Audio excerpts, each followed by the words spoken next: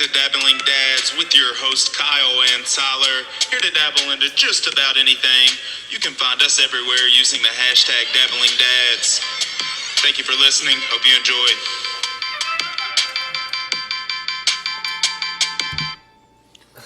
Back again in a galaxy not so far away, in my garage once again. That's right. Episode 5. We're going to dabble into my Star Wars list tonight. We're going to go from number 11 to 1. We're going to do all the theatrical releases, so we are going to include the two the two that are out of the Skywalker saga type deal. Tyler's going to sort of, I'm going to give mine sort of a reason, and then Tyler's going to give what he would have put in that spot type deal. Yeah. I feel like, you said, and then I got to talk to your dad over the weekend, I got a call at your dad, 1 1/4 front flip into the pool, diving, 59 years old. We keep talking about your dad because he's coming on here for sure for Batman. But, I'd like to pick his brain a little bit on Star Wars because we knew we wanted to do it the month of May. But we'll talk some Star Wars too when he's here for sure. Yeah, in the month of May, it's the May the 4th. And then I started realizing this year, because I've been paying more attention since we've been doing this podcast, it's like, all these release dates are during this time except for a few. Yeah. And we're going to talk about stuff like that too, because, this isn't, most people listen to this know Star Wars, so this is just like our list, our order, and what we like about the movies. But man, just got done doing yoga. Nice. I know you have to go to work tomorrow. I do. But man, I'm ready to get into it. I started watching some today, and then so my list was more of what movies do I want to watch. And I did a unique looking today. I did The Force Awakens last night, and then Return of the Jedi today. So I tried to watch like the first of one of the trilogies before watching the last of another, just to kind of help me stitch them in there. So that's kind of that's an interesting way to watch it, because Force Awakens happens after, is what's supposed, not directly after, but however many years down the road after it's supposed to be. Return of the Jedi, right? Return of the Jedi, and then The Force Awakens. Yeah, so that's how I did it. And then I was going, I did watch Rogue One the other day, and then I wanted to watch Revenge of the Sith, so I could get the transitions. No. New Hope is what I would have watched. Yeah, Rogue One to New Hope, correct. Yeah, that's where the transition is. And they transition that movie perfectly. We'll get into that. Yeah, so anyway, so that's just kind of what I've been up to, man, and Star Wars has been on my mind, so it's May, and let's just do it. Yeah, and I watch it all the time. If I can't find nothing to watch, I put one of those on for sure. So that was same. That's sort of how I picked mine also. The ones I choose to turn on when I turn them on type deal. All right, so we'll start at the bottom. Do you want me to do my sort of... I put 3 on there. One I've never seen before. The other 2 I saw very young. They were terrible. I can do those at the end, I guess, as an honorable mention. So what was your... So we're going to start out... So let's just say we got 11 theatrical movies, right? I'm starting at 11. So you're starting at 11. So this is Kyle's number 11. Correct. Right. Number 11. Episode 8. The Last Jedi. Came out December 15th, 2017. Rian Johnson directed it. It was in between The Force Awakens and The Rise of Skywalker, and it is the worst Star Wars that has ever been made, in my opinion. It's bad, man. And the reason it's so bad, it had the chance to be so good, and there were times where they set it up like where it was going to be pretty good. And I'll be honest, when I first left the movie theater, I was like, man, that was a cool Star Wars movie. Just because, anticipation of me. I'm anticipating a Star Wars movie. I'm going to go sit in it. Of course, I'm going to enjoy it, Yeah. First watch through. When the replayability of that movie is not there. It's not there. It's terrible. And since you started in the sequel trilogy, I guess is what it's called. Yeah, that's sort of the... Yeah, those movies... Interesting enough, when I would look back, I was this old today when I learned this. They were all December release movies. I think so. Yeah, they were. Yeah. So, because I looked it up. And they so were 4 of them were December, 7 were May. Correct, because Solo was May, or maybe Rogue One was May, and Solo was one of the two. Let me see. Solo was May. Solo was May, Rogue One was December. That's right. So, yes, but I know the sequel trilogy was in December, which I just thought was interesting, just since we came up. Well, they started doing that because more people. That's when families go to the movie. That's when they make their most money, is during the holiday season. So. And you might have to correct me because, man, there's so May many sort of good starts scenes. the summer movie season. So. And there's so many seasons, and there's so many good scenes, and we're going to talk about a few of them. But I remember after we watched that movie, I believe the Red Room is in that movie. Yeah. That's one of the best, memorable scenes. But like you said, the movie itself is just like, I don't remember the plots that actually happened. I didn't like how they portrayed Luke Skywalker. I didn't like that all of a sudden she opens the door and here's the frog people out of nowhere. In this little village they're in. The porgs were okay. Those were fine with me. They didn't really bother me. I liked the Ewoks in Return of the Jedi also, which some people shit on, but yeah, we'll talk about that. But he could have just done so much more with it. I wish J.J. Abrams would have done that one also. It would have been incredible, but he didn't, which was fine. We'll sort of get into where that went from there. But that's my last one. It wasn't very good. Yeah, we don't have to spend more time on it. But I remember just the Red Room is an iconic Star Wars scene. I loved it. I will say that. But just my last little point of this was the build-up to that movie was a good build-up because no one knew about Snoke. There was some of those far-fetched theories that it was who Snoke was. Darth Gallius or something. Darth And Sidious. there was the guy who was the Emperor's. Because they talk about in one of the older movies when they're in one of the ships or something, he says like the guy who taught him how to bring people back to life or whatever it was, and because she had the staff and there was all these things, and then it basically just was nothing. He ruined it. Them using a different guy ruined it. But So anyways, let's keep going. That's number 11. Episode 8, The Last Jedi, number 11. Worst Star Wars movie ever made, in my opinion. All right. Number 10, Episode 2, Attack of the Clones, which was, it came out May 16th, 2002, and that was pretty much George Lucas's baby. He did most of that, everything on that movie pretty much. Just right off the bat, it is so hard to watch Hayden Christensen act. I just wish they would have chosen anyone else to play Anakin Skywalker. That guy's terrible. I just don't like him. He was much better in Episode 3, but in Episode 2 he comes off as such a little whiny bitch. And it sort of becomes the love story deal. And I guess he had to tell that story because of Luke and Leia and all that. They had to tell, how they had this love story behind the scenes and ran off to that, planning, got married, and blah, blah, blah. She got pregnant while she was there. God, you telling me this, and I remember the movie because I don't remember any of that. I do know what you're telling me. That happens in the middle of it. It's weird. The only saving grace, the reason it is above, the only reason it's above The Last Jedi is because, we get to see Yoda wield the lightsaber in Battle Dooku. That's a good battle. We get to, dude, it's just cool. The scene at the end where they're all fighting in that arena, the gladiator style arena, was pretty cool.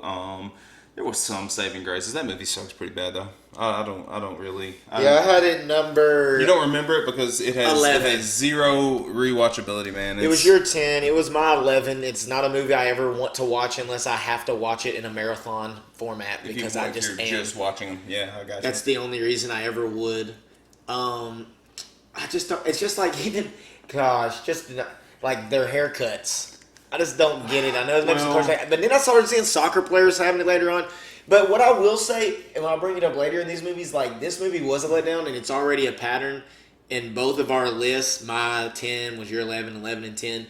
They both were the second movies in the trilogy because they just got lost in there. It's like they weren't creative enough to make their own story, and they made it too similar, or it was too much story building. Well, there was a big problem that happened. But the second one was one of the best. Well, there was a big problem that happened in here, when the original series came out that caused that anticipation, and we'll get to that. But yeah, episode 2, just not very good. I just don't like that guy's Anakin. But Hayden Christensen, and then it's like, then I'm sure we'll talk about the movie after that, but really the movie after that is all about Obi-Wan's characters, the scenes I remember. A lot of it. Because he's even battling him. But and they realized he was going to have to carry the film.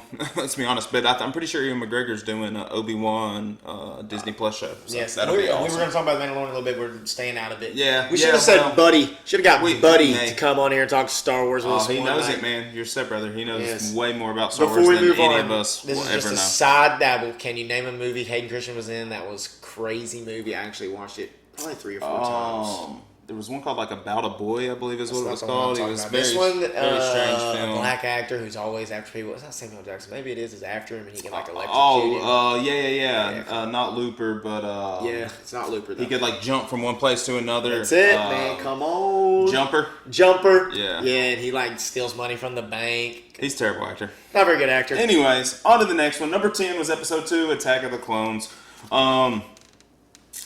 Number 9, Solo, a Star Wars story. Ron Howard directed it. It came out May 25th, 2018. I actually saw this in theaters when it came out with Derek and his wife, his 2 boys, our neighbors up the road, Dave and Steph, some of our friends. We went with her work. Got to go for free. It was pretty sweet. First time I had seen an icy machine that would make you a mixed drink icy, which was incredible. Wow. But I went into it with like sort of low standards because it went through all the change in directors and whatnot, and finally they're like, oh, we're gonna have to get someone in here that knows what they're doing. So they got Ron Howard in there to sort of piece it together. So the beginning is sort of iffy, but I like the guy that plays Solo in that. I wish I could remember his name. Did you put his name down? I didn't. I was just saying there's some have to complaints post it out up. there that it's not a big name actor like No, the I original Han Solo. I liked that him it too. wasn't. Well, the original Han Solo was not a big name actor when he got that role. He had only been in like 2 things. So, but I liked it. Ron Howard, May 25th, 2018. It was a cool story. It had Khaleesi, the Queen of Dragons, was in that movie. Was she? Also, she was. She played like sort of the love interest / bad girl, and it also had the guy that plays Vision. Oh yeah, I know you're talking about. He's in a bunch of other movies too. He's in the movie The Last Night as well, and he's the one that does all the introductions of. That is him. It's not called The Last Night though, man. First Night. No, A Knight's Tale. A Knight's Tale. Yeah, Yes, Heath Ledger. Ledger. Yeah. All right, so we're done dabbling. Anyways, he's in it, and then at the end, it has that pretty cool scene where he's talking to somebody, and the hologram that turns the hologram into Darth Maul, which was pretty cool. I thought it was setting it up for something else, but then they sort of nixed any more side they Dabble had that story, should we underground. say? But yeah, but there were some times I went to that movie. I'm pretty sure I might have been with you. I can't remember. But I did go to the movies, but Mason, my oldest son, he likes Star Wars. He's watched them all. He likes this movie. There are some parts of the movie that I love the symbolism. I was like, yes, this is truly a origin story of Solo, like the dice. yeah. He gets the Millennium Falcon. This in is the actually bed. the Falcon from that movie. It had a front nose that cannon broke off yesterday, so it looks like the Solo Falcon, and then you can push it and it breaks into the real Falcon without the nose. Yeah, and like it goes even into the story of how him and Chewie meet in that. It's Like pretty they're cool. trapped That was there. one of the coolest parts of the whole movie. And he and how he got his name Solo and how he escaped that. And the boss lady at the beginning is weird, but you know what? It's classic Star Wars weird to me. Childish Gambino, Donald Glover played Lando Calrissian perfectly to a T in it. It showed him winning it. It went in the. He ends up getting it. He tears up his. What'd you do to my ship? Tears up his ship. He leaves in it, and then at the end, it sort of scrolls back to him winning it back in that dice game, which is what you were talking about. I like at the end of the even movie, I like the part that it really shows that the Millennium Falcon is not just a ship; it is a character in this because it gets the droid gets in with it. It's in all of the big. It always comes to the rescue. It's like, to me, I started seeing this more just symbolism of the Millennium Falcon from that movie, and Mason likes that movie, and it's still Star Wars. And I just remember the storytelling of that movie, and it's an origin story more so than some of the fight scenes we might get to with the other side movie, which has some of the better ones. Yeah. So it's just I like Solo. I had it at 8. It's a true origin story of Han Solo, in my opinion. Yeah. It doesn't really add as much as I wanted to the rest of the story. I just saw it as a true origin story of Han Solo, and I wish we could get some more of some other characters. I agree. I think Disney Plus is going to fix that with some of these shows they're going to do. So that'll be pretty cool. Anyway, Solo, number 9. Yeah. Number 8 on my list. Episode 9, The Rise of Skywalker, which came out December 20th, 2019. J.J. Abrams did it. I actually really enjoy this movie. It's on 8. I have it at 8 just because I enjoy the ones above it more. But I enjoyed it. It went some directions I didn't think it had to, but at the same time, J.J. Abrams was trying to piece together that mess that was The Last Jedi, and I think he did as good a job as he possibly could with it. The one thing that irks me is at the end where all the spaceships show up. It's like, gosh, y'all ripped that off of Endgame so hard. They just ripped it off so hard. Everyone showing up at the end to save the day. I guess that's how it always happens, but it's just I don't know. It's happened in the Star Wars story, But it was cool. though. It looked badass with all the ships, and then the Millennium Falcon like comes up and is right in the middle of them. You're right. Like one of the main characters, definitely the Millennium Falcon. But yes, it was a good movie. It was crazy. cool, man. Like I think it's awesome that she was a Palpatine. That means she's like one of the most powerful, beings out there. Rey. Yeah, but I wanted her not to be. I thought the storyline was going to be she's not related to anyone. That would have been and anybody can become this hero because you had this inside of you or whatever, and the pieces fell together. I could have seen that storyline, but then the whole storyline, because I'll go back and watch the older ones, and I didn't have the respect for the Emperor that you're supposed to have. Like Return of the Jedi, Darth Vader basically sacrifices his own life for Luke to whatever he does to throws him down the tube. I guess he doesn't die. That guy's terrifying, dude. Yeah. Yeah. I could see that. It's supposed to be. But that movie, man, there were so many things that you were just hitting on that are good in that movie. It's just like you said, I just don't care to go back and keep watching it. But there are some good battle scenes. It is good. I've watched it on Disney Plus twice now since it's come out, and you should go. I mean, it's good, dude. Like Kylo Ren and Rey's relationship and the way JJ brought that together in that movie was great. I mean, I love the way he did it. One of them had to die. So, yeah, but what if I might start looking at it, what if this is still a Skywalker story and it is Rey saying her name is Skywalker, but she's doing that out of respect because Ben actually did the full circle of any Jedi because he disappears and becomes one with the Force. So he literally was dark side and then came all the way back to the light side and sacrificed himself to do so. Same thing, and Leia but Luke never went totally to the dark, did he? No, but Ben Kenobi never went totally to the dark either.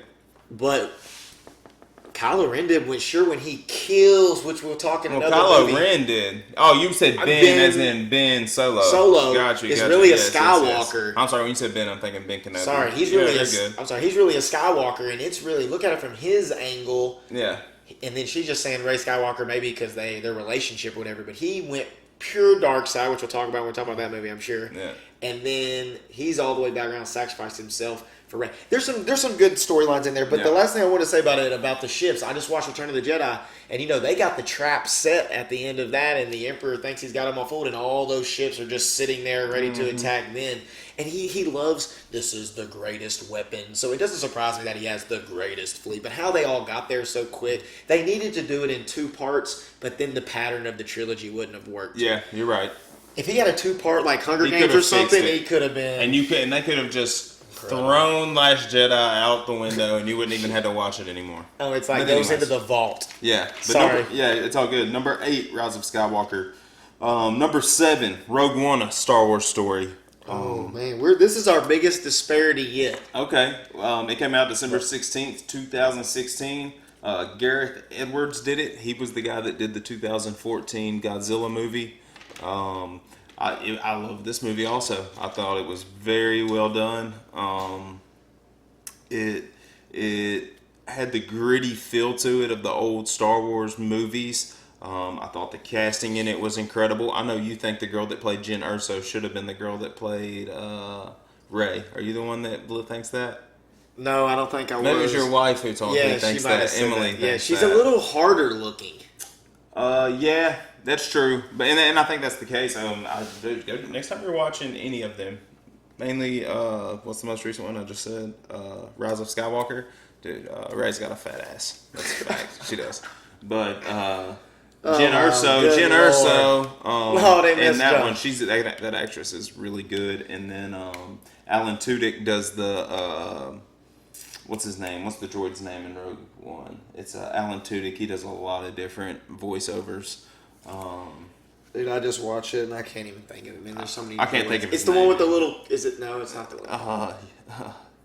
What does he say? This is a rescue. Oh, I know you're talking about. Yes, you're being rescued. He's also reprogrammed, which made me think of the IG-88. Right me either. I meant to write it down when I was watching. Oh well. Anyways, Rogue One, really good. My mom, I remember, was like, I didn't think everybody was gonna die. It's like, well, Mom, they obviously don't get the plans. Have you not seen the original Star Wars? What are you talking about? Of course they die. So I've heard they're gonna do like a side story on Disney Plus of the main guy, the male actor in there. The dad? No. Oh, the dude that works with Jyn Erso to go find her dad. I can't think of his name, but they're gonna do like his side story. He's sort of a smuggler too. I don't want to spend too much time on that one. It was good. I don't have a whole lot to say about it. I was thought the good. One scene thing- at the end when they're in the ship and they're trying to get the plane. Well, this is what I was and going to the say. heavy So breathing. like, Go ahead. I ranked it 3, 4 for me, and the reason for that is, so I didn't. Your dad told me he watched it in the real theaters, A New Hope, a bunch of times. Yeah. And I don't want to get into A New Hope because we're not there yet. But in saying that, I watched those movies later, being born in '89, so I had to watch them just. They were kind of old, so I didn't know what it was. It was cool, but what it was. So then when the new Star Wars come out or the prequel trilogy comes out, that's right in my wheelhouse, and we'll talk more about those. I was excited. I went to the movie theater, things like that about those. But Rogue One, because in the prequel trilogies, they can fly around and, their lightsaber battles are just more better to watch, kind of. But then when I go back and watch Rogue One and I see Darth Vader chopping up all those people and no mercy, crushing them and force moving them and just plowing through 30 people like it's nothing with no mercy, it's like, this guy's a bad motherfucker. And then when you go back and watch New Hope and Return of Jedi, especially Return of Jedi when he's, toying with Luke and this, that, and the other, it's like, okay, he wasn't one to mess with. Well, I'll get back to why he has a different. You've got to watch the newer ones to respect him. We'll get to that once we get to some of my other ones. But no, actually, it's good. Pretty soon. Anyways, so Rogue One, number 7, it was great. I love that scene at the end. It's awesome when they're in there and you just hear the heavy breathing, of course, and then the red lightsaber lights up. Sick. Anyways, something else real quick before we move on. Remember that trilogy I told you earlier? It was like they were 3 years apart. What trilogy? The original trilogy was 3 years apart. The prequels were 3 years apart. And then the sequels were only 2 years apart and had Holo and Rogue One sandwiched in there. So it was like 15, Solo. 16, 17, 18, 19. Solo. Solo and Rogue One. Yeah. So it was like, I wonder if they would have just focused on getting the trilogy done. And then they could have as many movies as they wanted. They screwed it up. They tried to rush them. Anyways. Yeah, you're right. Number 6, Episode 1, The Phantom Menace. May 19th, 1999, George Lucas. And I'll say this is my most vivid Star Wars memory in a movie theater as a kid. This movie right here. And I think it's because the kid that played Anakin, I was around that age. That kid was at the time it came out. We went and waited in the big line at the old Windsong, when Windsong was like the nice theater in Rivergate. Waited in line there, had my Star Wars toys with me. That movie gets a lot of hate for different reasons. Jar Jar Binks, like some just different stuff. The Gungans, which are his people, they just sort of, and I get it. There's some stuff in there that I guess could be considered racist or racial profiling. But the guy talking for Jar Jar Binks was a black guy, so it's like, what did they expect him to sound like? If we're being honest with ourselves. But I think it's great. If you really go watch it for what it is, George Lucas did that one by himself too. He did it all. Like, Really? That's his thing. Yeah, it's George Lucas. That makes sense because its storyline is good. Like we're like the newer ones, like J.J. Abrams directed them and did them, but Kathleen Kennedy, George Lucas, and I think there was one other person are the ones who did a lot of the story. So some of that stuff was out of J.J. Abrams and them's hands. They had to keep it in that Disney threshold now. But Episode 1 is one of my favorites too. Darth Maul, I think, is probably top 2 villains in Star Wars. Up there, right below Darth Vader, in my opinion. He's just one of the coolest as far as just watching on the screen. and I want to come back to him in a second. So, it wouldn't be a Dabble without a Nintendo power. Yeah. So I just got the Star Wars Episode 1 Racer. We're not going to go into a lot of it, but it's on there, and you can see the characters' names like Anakin and it was the same game. They had this game in the arcade you could go play, and then this game came out on 64. It was like a Nintendo 64 only game. Yeah, and just comment below if you want me to send pictures out of the game. But we had to at least have it on here for tonight. For sure. But man, that was like a movie I was anticipating because it's like, okay, who is Darth Vader? Let's find out who he is. Let's see the story. There had not been a new Star Wars since 1983. Yes. So this movie came out in '99, so it was very, very anticipated. Yes. Where did I have this? Some people were mad, like, "Oh, it's childish. It's this." Well, God, it was 1999. George Lucas was trying to sell toys, and he sold a shit ton of them, dude. Yeah, they were everywhere, dude. Taco Bell, like everywhere you looked, Phantom Menace toys everywhere. So he knew exactly what he was doing. I love that movie. I have it at number 6. I had it on 7 on mine. Sort of right in the middle. Just want that Anakin story, but man, he's flying those pods around. Like, it just made me think of a video game, which was cool for me. Yeah. And it made me think of like a ride. Yeah. And that would be, I haven't been to Disney World that much or Hollywood Studios, but like I see in movies the cinematography, I guess, or whatever, and it's like this could be a ride right now. From Frozen to Star Wars, it could be a ride. It could. But man, I want to come back to this point before we move on from the Phantom Menace, because I 100% agree about Darth Maul, and I wish they wouldn't have killed him. Yeah. And at least let him be halfway in Attack of Clones, and then maybe Attack of Clones would be a little bit better, because Dooku just shows up out of nowhere, and then even how he dies in the it's just Well, but anyways, but I want to hear. Well, I like the way he dies. The way he died was great. I'm gonna talk about Darth Maul real quick. You moving on from Darth Maul? No, I want you to tell me about Darth Maul and how the time you're with your dad. Yeah, that's what I want to talk about. That's what I want to hear. Right, yeah, I'm not gonna move. I'm obviously gonna tell that. Yeah, tell me that story. So we were at it was the first Comic-Con that had ever been in Nashville. Like that was actually called Comic-Con that actually put it on. So we obviously went. Ray Park was one of the people we wanted to meet for sure. That's the actor who does. Yeah, he played Toad in the original X-Men. He played Night Shadow in not Night Shadow. Nightcrawler. Snake Eyes in the G.I. Joe movies. And he's Darth Maul, which is his best role. What's his name again? Ray Park. But we went over to his line. There was only one person in line, and it was a guy full cosplay Darth Maul with the true, like, the nice lightsaber double ended that you can. He was Darth Maul. This guy. Yeah, cosplayed at him. Woke up early in the morning. Had the only other person in line, and he was actually behind us. So Ray Park comes out, whatever. We're the first ones up there. Go up, we're talking, we're the only 2 people in line, so this, that, and other comes out. She's like, blah, blah, blah, just starts up conversation with us. I'm asking all type of stuff. I was like, well, dude back here has the lightsaber. Can you do a demonstration? Because, like, the crowd he had just come out, so the crowd was sort of come over there. I was like, can you do a demonstration real quick right here at the beginning? Then you can just, while there's no line. He's like, man, I would. I filmed some of my own stunts the past 2 weeks, and I'm sore right now. Like, I just can't do it. But it was like the perfect opportunity, because if you go on like YouTube and type in Ray Park lightsaber demonstration, that dude can whip that thing around, dude. He's incredible with it. Dude, he's out there. Yeah, he's unreal. Freaking like at the pool the other day, Mason was out there with no one saying anything. He told me later, he said, when I was over there with the lightsaber, I was fighting Darth Vader. I was fighting Darth Vader. I love his imagination. It's great. But the Phantom Menace, I like that movie a lot. Good movie.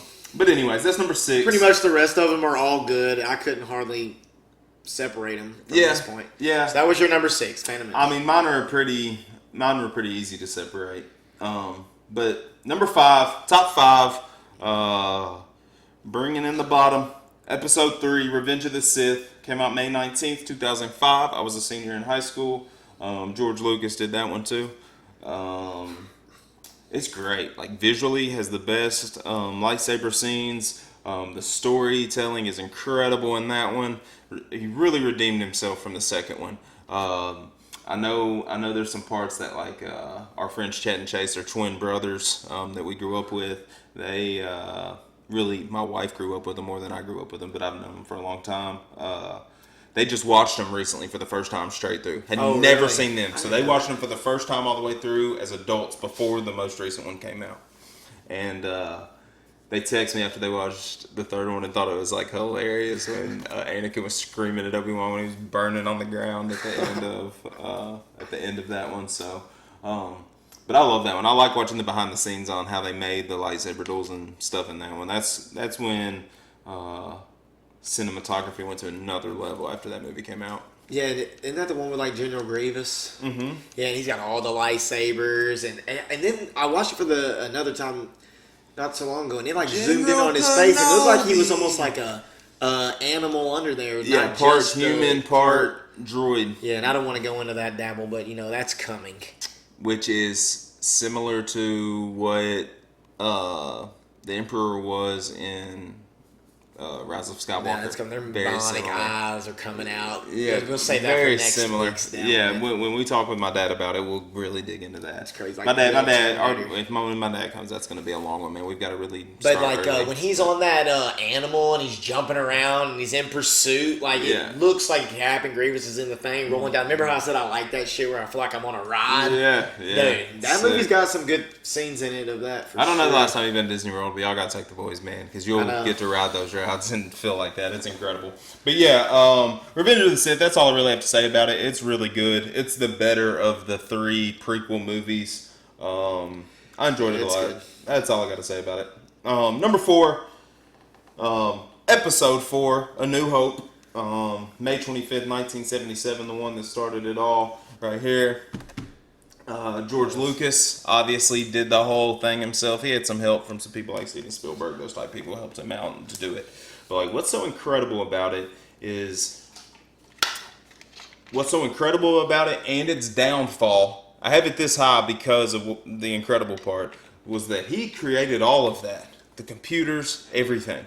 It didn't exist. You couldn't go to the store and buy a computer or, hey, we need to order these computers so we can do these graphics. He just had to make them. They were creating them as they went. Like an Yeah. Imaginarium, if you ever And seen a lot that of on and a Disney. lot of them were large props. Like most of them were. If you have not, I'm gonna go ahead and say this because I don't want to forget to say it at the end.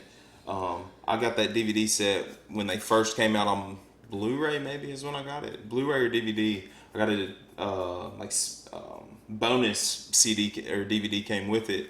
And it was called Empire of Dreams. And it's like 2-hour and 50-minute long documentary about the making of the first 3. Yeah, you've watched Mostly, that, right? I've watched it many times. So But now it's on Disney Plus. R2D2 is a person in the can talking, oh, yeah. right? Oh yeah, I don't remember the little person's name, but I heard like in the watering hole, they basically were just grabbing like Halloween masks and like throwing them on people, and like that's how they came up with all these different creatures. it was weird. It was weird. You got to watch it. It's on Disney Plus, so you can watch it. It's worth it. Now that you've watched them all the way through, Tyler, recently, go back and watch that. It's almost as good as the movies. Like that's if I had to put one up here that goes with those, that documentary should go up here right with. What was the them, name of it again? Empire of Dreams. Empire of Dreams. Disney Plus. It's on there. And I've tried to tell people about it for years and try to let them borrow my DVD and stuff. And now, if you get, most people have Disney Plus, so you can watch it. So A New Hope. A New Hope, freaking groundbreaking, dude. No one knew what it was going to be. George Lucas didn't even know what it was going to be. You know, was hoping he just wanted to make a movie. Huge sets, right? Yeah, pretty big. Pretty big. Much bigger in Empire Strikes Back and Return of the Jedi. Much bigger, but they were pretty big.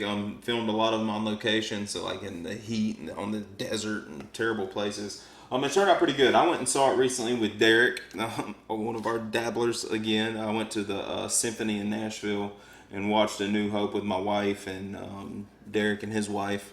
And that movie isn't great, but I gotta have it this high on the list, man, because of what it was and when it was. Like, it's groundbreaking, but if you go back and watch it compared to the rest of them, not the greatest. Yeah, that's what your dad said was his favorite just because he saw it at the end so many times. Yeah, it blew his mind, changed his perspective. Yeah, it's crazy. It's a movie that I watch whenever I try to watch Rogue One or I'm watching a series again. It's not a movie that I just can go and It's a little long. watch.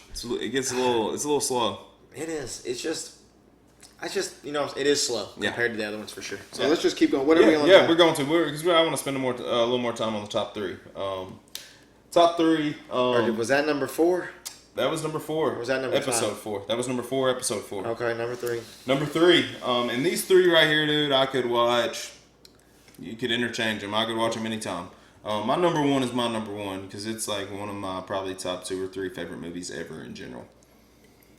But number 3 is Episode 7, The Force Awakens. Whew. I love that movie. December 18, 2015, J.J. Abrams. I know some people will might shit on that. Like, man, you got Force Awakens that high. But let's be honest. If we're talking about anticipation, like as an adult, that was the first Star Wars that I got to anticipate as an adult and go see with an adult brain. That's what you put down too? 3 generations could watch that movie. Yeah, correct. Grandpa, dad, and kid and went could and all go went and watch saw it with my dad and brother. I feel bad. I hate my mom wasn't there, but my dad, brother, Alicia was there with her sister. I think maybe her dad and mom were there too. I can't remember, but it was awesome, dude. It was a spectacle. Everybody was dressed up. I had my Chewbacca furry jacket I have on. Like, it was awesome. I love that movie. It was very well done. I wish JJ would have written all of them, because if he could have went straight off of that one into the second one and finished however he wanted to, I like the way it finished. Don't get me wrong, but I think he could have really solidified that second one up there with the original second one and done something special. But the casting in that and just the way it was done and the sets were incredible. Really good movie, man. And I mean, my Cannon was watching that at 3 years old, dude. Like, it's not that bad. He doesn't want to watch it now that he's a little older, but he was watching that movie pretty young. Finn's a good character. I remember Cannon even saying, like, Finn, Mason, knew all the characters. Speaking of Finn, my dad, yes, I don't know if you can see it in the thing, but yeah, my dad, like, took a regular stormtrooper and made it into the FN-2187. Yeah, sick. That is sick. Yeah. Like I said, I had that written down. It was like, that was a movie where 3 generations of people who could watch Star Wars in their own way got to go watch a movie. Yeah, it was cool. The anticipation of it was great. There's some great just flying scenes. Like, even Finn, that whole scene where he's on the ground running and Poe Dameron is flying above, and he's like, that's one hell of a pilot, or whatever he says. But, like, the film of that, he's, like, running and shooting, and the plane is doing all the dipsy doos. Crazy stuff. There's another good flying. There's a bunch of flying good fight scenes in that movie that I love where she's flying through the wreckage of the Star Destroyer. Yes. Yeah, that one's incredible. It's pretty sick where she goes and she like zero gravity flips upside down and they shoot him with the bottom. Yeah, they did some cool shit in that movie. That movie's good. I love it. It's really good. Yeah, I watched it the other day. It's really good. That movie is just, man, it is so good. Did some cool stuff. Rey. Like when they opened with Rey, introducing Rey, they like did that little thing, sort of showed her, and then they had that really cool, I guess you can buy it, she had like that liquid and then pour that powder in it and it creates that like muffin. Oh yeah, it's like that a cool portion. stuff right off the bat. It was like, oh, this feels like an original Star Wars movie, something I've never seen before right off the bat. Like, I had never seen that before in my life. They go to that watering hole with those characters. Maz Kanata. It's like, it is comparable to like the first one, but just that's probably why it's ahead of New Hope, because it's the best first one. It's really good. And it's man, there are some good parts, like the whole call. But then, since I've been watching, like we said before, like now you watch with purpose. Yeah. It does open up with Kylo Ren. Yeah. Is who it is. So it's like, I'm about to start flipping my perspective and see if the whole thing is really about Kylo Ren. It is. Instead of Rey. It really is. Just like the whole thing is really about Darth Vader. And you've even taught me that just too. like Who's the first person shown in A New Hope, I wonder? Let me think.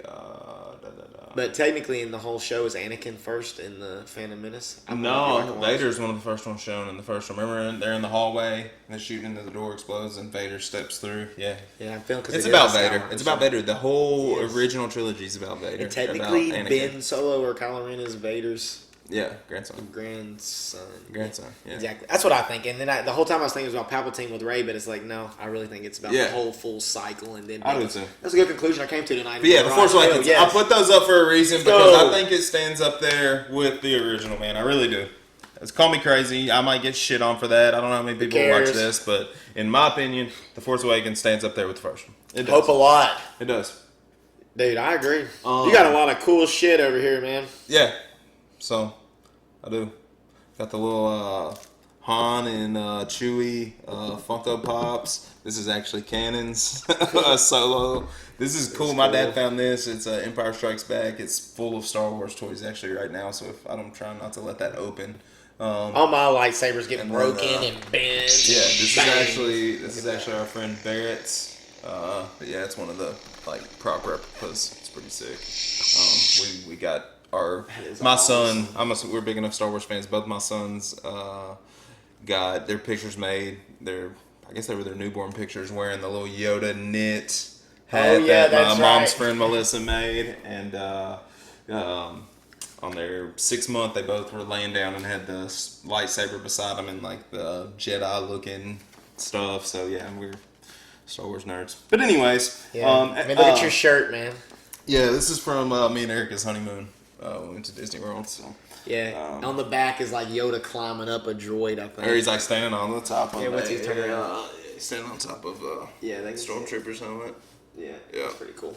Anyways, all right, number 3, Force Awakens. Good movie.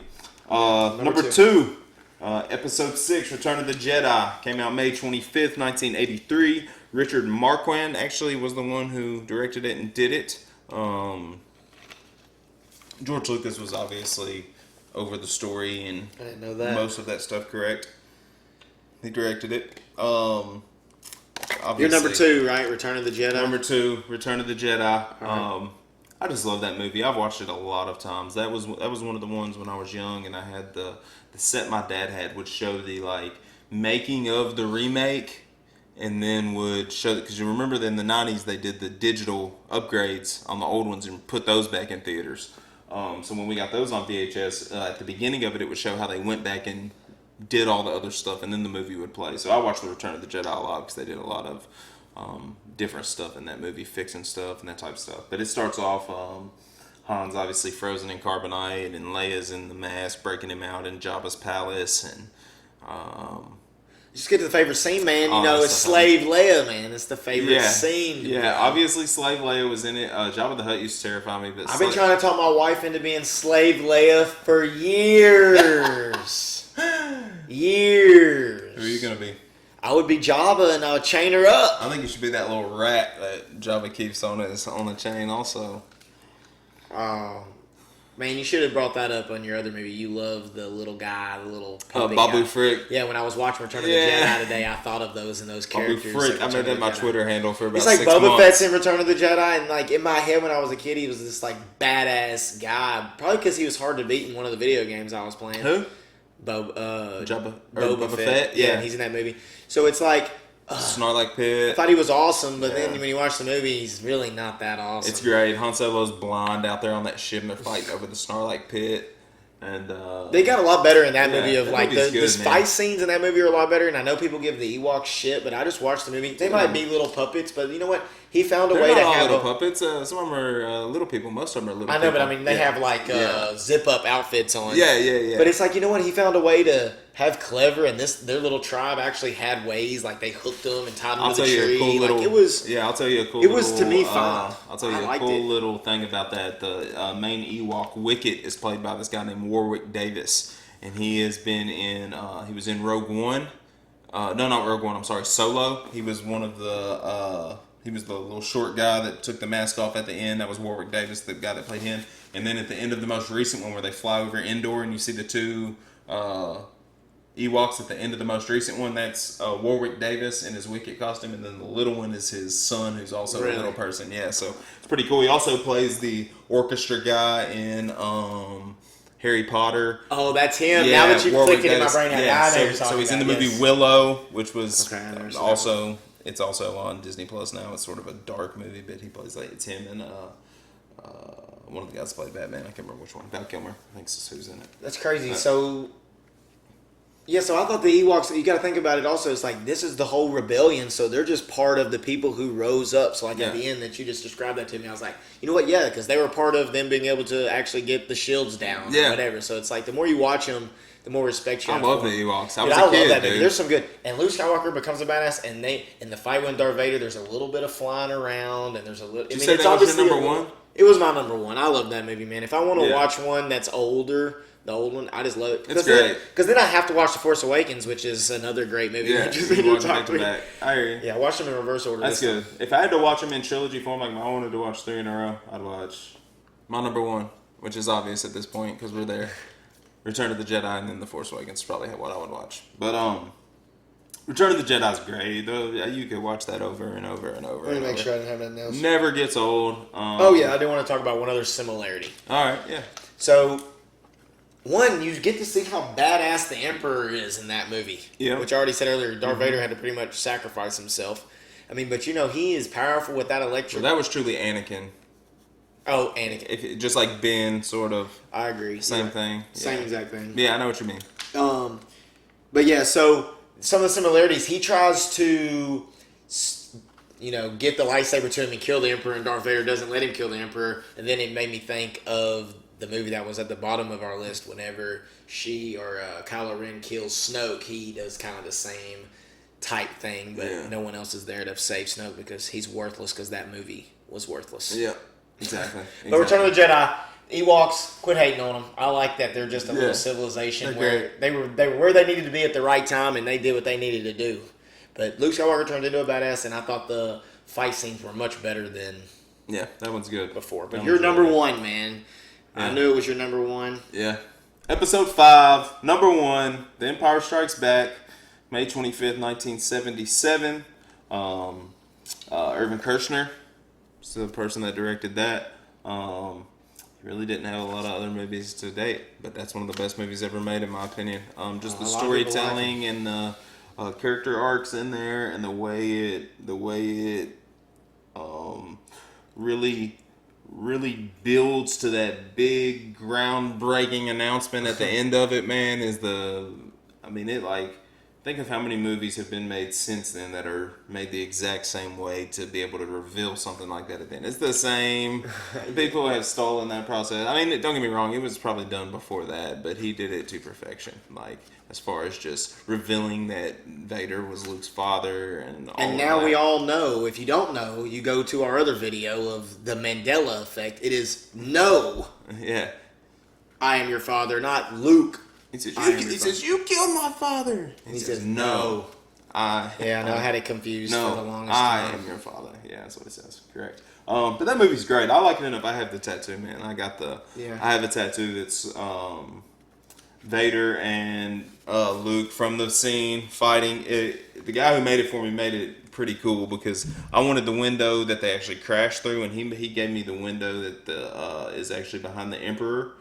And then it has them two. I'm gonna try and find it on my phone. I might be able to hold it up to the camera, but just that movie, I watched it a lot as a kid, and as I grew older and watched it like that, there's a lot of just like coming of age type lessons in that movie, and facing the dark side of yourself, and sort of, as cliche as that sounds, like when I was watching it as an impressionable teen, that type of thing gave me hope as a kid, because I was sort of a shithead, didn't have a lot going good for me, but yeah.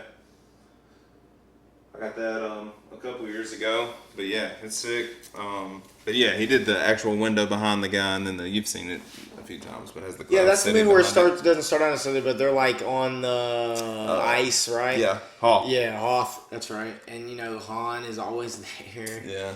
It's just that movie. You're right. Just the character arc of that movie. It is by far the best middle movie of any of the trilogy. Yeah, because the other two middles are number 11 and 10 on our list. So Yeah, they're terrible. yeah, it's great. Leia realizes she loves Han. Luke realizes that Leia's his sister. Yeah, the tauntaun, the scene where he cuts that scene used to make me cringe as a kid, where he cuts open the tauntaun and like puts Luke inside to keep him alive. Han does. Yeah, that one's really good. It's my favorite one for sure. He learns everything we meet Yoda, obviously. Goes and learns, obviously, how to be a Jedi and do all that. Frank Oz. It's like The Last Jedi is just Yoda. a copy, but way worse. Which one? As far as that part goes. Sort of. They tried to make Luke Skywalker a dickhead and sort of just being the... Yoda was like supposed to be the old hermit, which they tried to make Luke that guy, but he came off as like a dickhead. It was awful. I don't know what they were doing. Then they had the ice foxes at the end. I don't want to get back. We're at number 1. I don't want to get back to the terrible sorry. ones. But, you're right. the movie's just great. Like I said, it introduces Yoda, obviously, in the old stage of his life and whatnot. And yeah, that one's really good. That's my favorite one for sure. All right, so count them back down, man, and then we'll be done and out of here. All right. We can mention Perfect. The Mandalorian that people need to go watch. Yeah. So what I'll do is I'll do my honorable mentions real quick. Oh, okay. Yeah. And then I'll go back through my list. I did write down, there was a Clone Wars movie in 2008, like the CG one. There's like a show. There's a show, but they did it. They put out a movie apparently in 2008. Apparently the show has like Darth Maul and it's like Obi-Wan and it's like in the Phantom Menace time frame. Well, I'm sure the people watching this probably like, oh, why are y'all giving a Star Wars list if y'all haven't even seen the Clone Wars movie? But I haven't seen it, I'll be honest with you. Well, we're still average. What I have seen were the made-for-TV movies. One called The Ewok Adventure and the other called Ewoks The Battle of Endor. Came out in 84 and 85, made for TV, came out at Thanksgiving. Seen them both. My dad's video store, which we talked about before, had the first one for sure. I think we saw the second one once. They were both terrible. They did not do another TV. They did do the Star Wars Christmas special, which is like sort of a infamous special they did. You can go back and watch. You can find that somewhere on YouTube. It's ridiculous, but the Ewoks movies were terrible. They didn't do another TV show until The Mandalorian, which is on Disney Plus, and they knocked that out of the park with Jon Favreau. And then who did it? It's really really good. We'll dig into that because my dad's watched it like 2 times all the way through. I think he said, and yeah, they have the full behind the scenes roundtable special on there now. So, but yeah, I'll go back through them. My list. If you think you have a better list, share it with us. Yes, comment them down there. Let's see those lists. Yeah. Hashtag Dabbling Dads. That's right, man. Number 11, Episode 8, The Last Jedi. Number 10, Episode 2, Attack of the Clones. Number 9, Solo, A Star Wars Story. Number 8, Episode 9, The Rise of Skywalker. Number 7, Rogue One, A Star Wars Story. Number 6, Episode 1, The Phantom Menace.